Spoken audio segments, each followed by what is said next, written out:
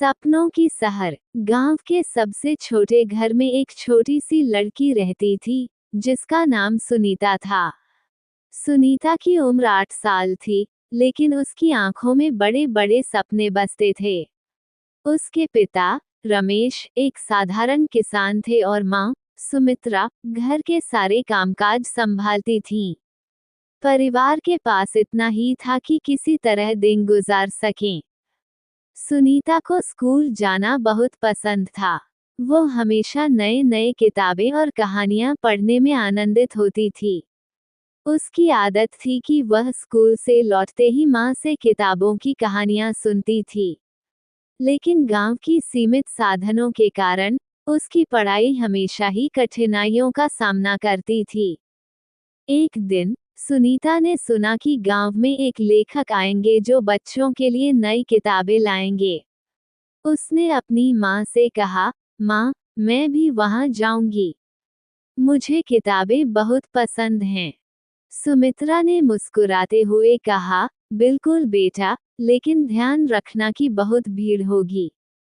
सुनीता ने मन ही मन ठान लिया कि वो लेखक से मिलेगी और उनकी किताबों को देखेगी। जब दिन आया, तो वह अपनी सबसे सुंदर लाल साड़ी पहनकर खुशी खुशी कार्यक्रम स्थल पर पहुंच गई। लेखक, जो बहुत प्रसिद्ध थे, वहां अपनी किताबें बेच रहे थे और बच्चों से बातचीत कर रहे थे। सुनीता ने लेखक से किताबों के बारे में पूछा और लेखक ने उसे बताया कि कैसे उन्होंने कहानियां लिखने की शुरुआत की। ये जानकर सुनीता को लेखक बनने की प्रेरणा मिली। उसने लेखक से कहा, मैं भी एक दिन ऐसी किताबें लिखना चाहती हूँ। क्या मुझे भी मौका मिलेगा? लेखक ने उसे ध्यान से सुना और कहा, यदि तुम मेहनत करो और खुद पर विश्वास रखो, तो तुम अपने सपनों को सच कर सकती हो। सुनीता की आंखों में चमक आ गई। उसने अपने घर लौटते ही माँ से कहा, माँ, मुझे लेखक बनना है। मैं भी एक दिन किताबें लिखूंगी। सुमित्रा ने प्यार से उसकी पीठ थपथपाई और कहा, बिल्कुल बेटा, तुम्हारे सपने पूरे होंगे। मेहनत करो और कभी हार मत मानो। सुनीता ने अपने सपने को साकार करने के लिए कठोर मेहनत शुरू कर दी।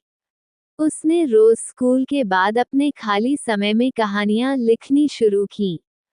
वह अपनी कहानियों को बहुत प्यार और समर्पण के साथ लिखती थी, लेकिन प्रारंभिक दिनों में उसकी कहानियां बहुत साधारण थीं और कई बार उसे निराशा भी महसूस हुई। एक दिन गांव में एक बड़े साहित्यिक महोत्सव का आयोजन हुआ। वहां कई लेखकों और साहित्य प्रेमियों की भीड़ थी।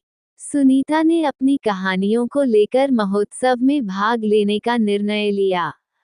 उसने अपने माता-पिता को अपनी रचनाएं दिखाईं और वे बहुत खुश हुए।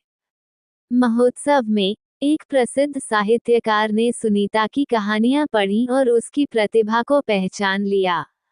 उन्होंने सुनीता की कहानियों को सराहा और उसे एक छोटी सी जगह दी, जहां वह अपनी कहानियां पढ़ सके।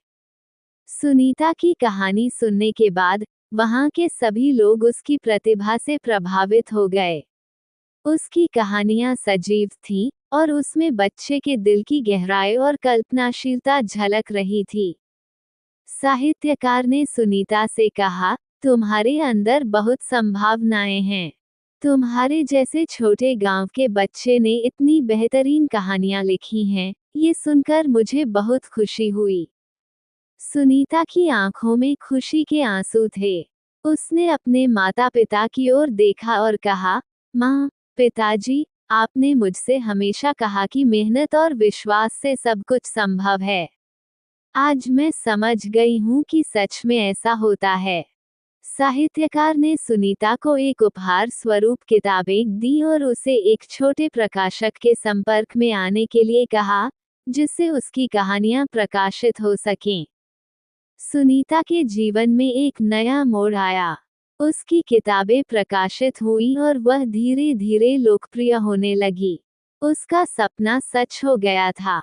गांव के लोग उसकी सफलता पर गर्व महसूस करते थे और उसे आशीर्वाद देते थे। समय बीतता गया और सुनीता ने अपनी कहानियों से लाखों बच्चों के दिलों में जगह बनाई। उसने कभी भी अपने सपनों से समझौता नहीं किया और अपने मार्ग पर सच्ची लगन से काम किया। सुनीता की कहानी यह सिखाती है कि सपनों को साकार करने के लिए मेहनत, विश्वास और लगन की आवश्यकता होती है। चाहे परिस्थितियां कैसी भी हों, अगर आपके अंदर आत्मविश्वास हो, तो कोई भी सपना बड़ा नहीं होता।